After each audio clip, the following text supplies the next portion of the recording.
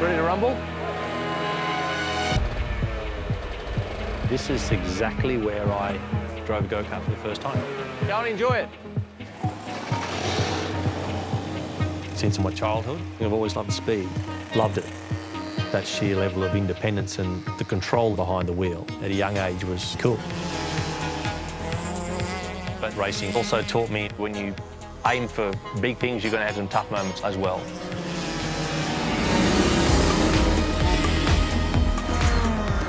Motorsport has been my passion for over 40 years. Mark Webber, there he is, he's done a fabulous job. I've won the biggest Formula Ford race you can win in the world. I raced in Le Mans, and I got to the pinnacle of motorsport, Formula One.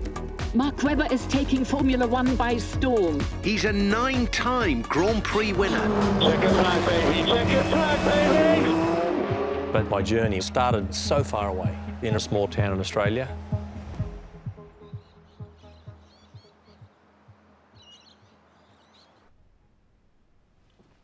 Oh, here's a little old weapon, Dad. How you started? Brings back some cool memories. How many hours did I used to spend in the garage just mucking around with it? She was polished up pretty well. I think I might have also driven it on the street illegally. Oh, Mark, you can't be saying that sort of thing. Heaven did. above, son. I could see that once he got into the go-kart, he wasn't interested in school, but this became a passion for him.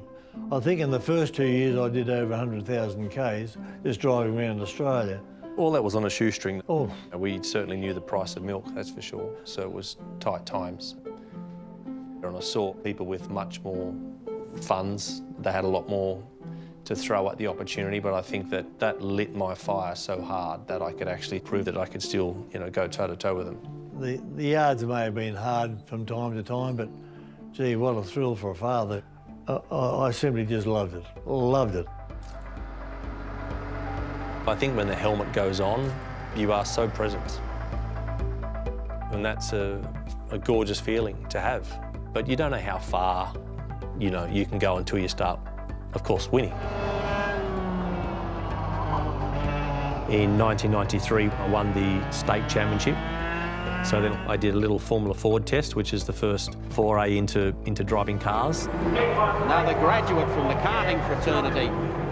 Mark Webber has led every lap of this race. It's not a race, it's a demolition job he's perpetrating here today on the field.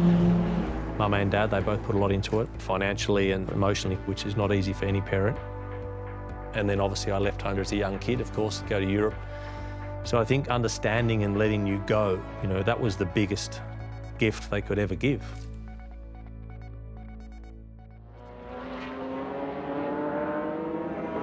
Two or 3 years later, I was signed by Mercedes-Benz. Taking the lead in the silver Mercedes is Mark Webber, aged just 21. It's a very, very different type of racing. You start sharing a car. Webber pushes for the checkered flag. Bernd Schneider waiting to welcome him home. And the nature of the championship is endurance. The car has to be reliable over long periods of time. The mileage I did, working with great teammates, it was an awesome experience. Reigning champion Bernd Schneider tops the podium alongside Mark Webber, who's having an amazing first season. Just so good to be a junior driver for such an awesome team. Beauty. But it was never a straight road, as we found out.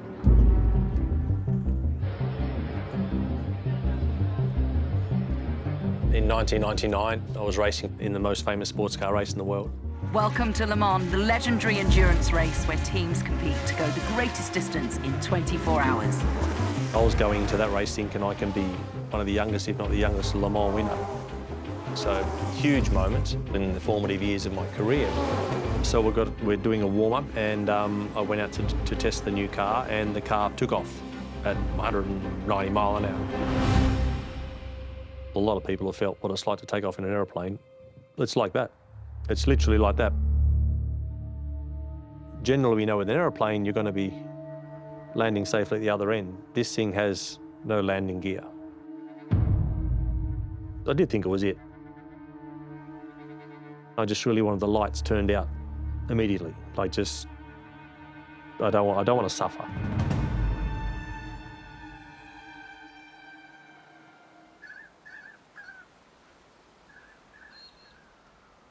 When I went to the hospital, I didn't know what I was going to find, and thankfully you were okay. Yeah, You weren't great, but you were okay. yeah.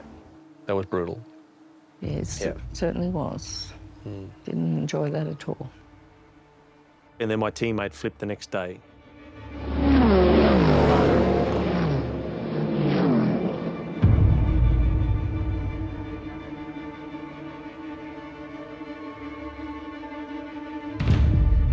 So he was even luckier than I was because he did leave the circuit. I mean, how he survived was insane. And it was at that point I made a decision. I'm never racing a sports car like that again.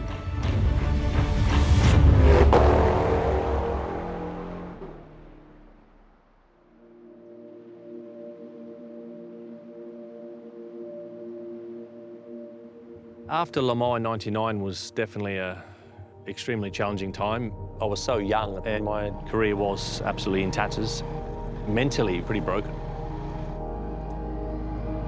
But I knew that I didn't want to finish my career like that. My focus was to get back into single-seaters and to get into F1. Mark, if it was a fog-free day, what sort of speeds would you be doing down the straight? Well over 300, yeah. Well over 300. But we're shrouded in fog, so what will that bring you back to? Probably 298. Racing in Formula One was immense for me. It was an incredible experience to compete against the best guys week in, week out and have success. Incredible from Webber. Across my career, I had 42 podiums and 9 Grand Prix victories. For me to finish my F1 career in 2013 and stop at the top was really important. But I still believed that I had some unfinished business. Mark Webber has signed with Porsche and is returning to sports cars and endurance racing, the two things he walked away from after a horrific crash at Le Mans 15 years ago. A lot of people were interested with my decision because, of course, I did have a very rough trot in sports cars in the late 90s. And here the number 20 Porsche, with now Mark Webber, Aussie Grit himself, making his debut in the WEC this weekend. And some of my family members weren't stoked with because it's like, we've gone through all that and you still want to keep racing? But it was an exciting new project, new teammates, and yeah, so of course I still want to keep racing. In 2015, my second season, we were in great shape. 17 continues on in imperious fashion. Mark Webber, World Endurance Championship winner for the first time. The mission continues for Porsche. We had some dominating wins where we just controlled the whole race and were in charge. The checkered flag is out. Back-to-back wins for Timo Bernhard, Brendan Hartley and Mark Webber. We had won 4 races in a row. No one really had an answer. This is it, the final race of one of the toughest motorsport series in the world. Welcome to the 6 hours of Bahrain. Going into Bahrain, I mean, we were on fire. Top of the championship, we're on pole position. Had no reason to think that we were not going to be able to get the job done. There's 6 hours left of the season. It's time to race. We put my teammate Timo in for the start. He was off, leading, you know, everything was nice and calm, and then the radio starts, the problems. Box. That's the leader, the championship leader in trouble. Box now. Timo has an issue with the car and had to pit. This is not routine, it's too early, just 17 laps have been completed, and Timo's face tells the story. Throttle actuator was playing up, we'd never seen that before. We knew that much time in the garage, the amount of points we would lose was going to be absolutely catastrophic. 8.5 minutes have gone for the 17 car, and they need to get back through the field if the Drivers' Championship is going to be theirs. The calculations are pretty simple. You know, at a minimum, we needed to finish within the top few teams. And with these first issues that we had, you know, we dropped to 19th.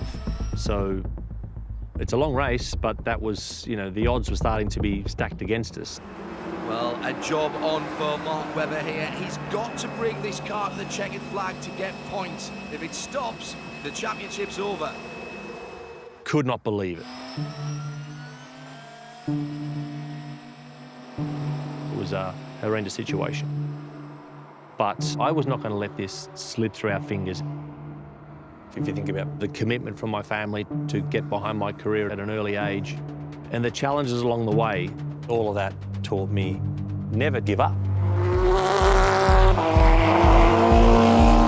I don't think anybody knows if it's going to get to the end. The car it was pretty much 100% throttle or zero. And it was my job to deploy all my skill and experience to bring the car home. Joey, just lost the engine again, leaving Neil Park. Just get behind road, mate. Keep your head down. Because until you see that checkered flag, it's not over. Mark Webber, he has started the final lap. He's got to get to the end of it. Okay, mate, we're still okay. We're still okay. We just have to get home. Okay, buddy.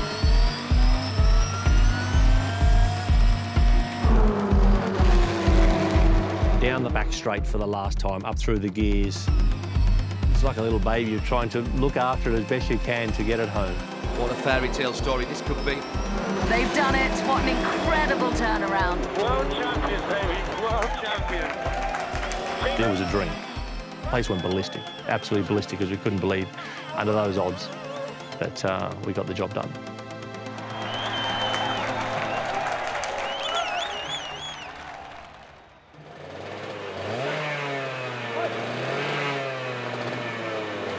Yeah, look at that. That's a cool little corner too, isn't it? The flat curve there. It's very similar to Nürburgring. Today, we're at the Mark Webber karting track. I always try and keep an eye on young kids coming through. It is still my passion. Righto, rock and roll.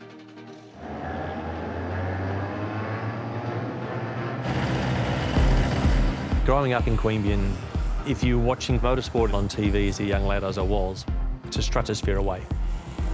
But there's not many guys that have achieved much in the sport without any karting.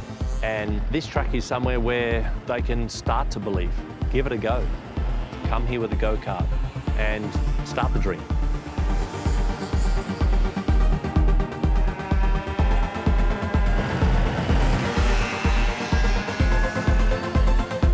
Well done, guys. How about that? You were so disciplined, you just wanted to go. They're like Rhodesian Ridgebacks. To have Mark Webber here, it's really important to me because it gives me hope that I can do it and make it. Well, all the best. Give it everything you got. And remember, average is easy. That's why it's popular. Don't be average. Until next time. See ya. Growing up in a small rural town in Australia, the odds were clearly against what I was looking to achieve. But it was just ingrained in me very hard to give it everything you've got and really make every opportunity count. You need to have endurance to be the absolute best because the falls are big and the big wins are massive and there's not much in between.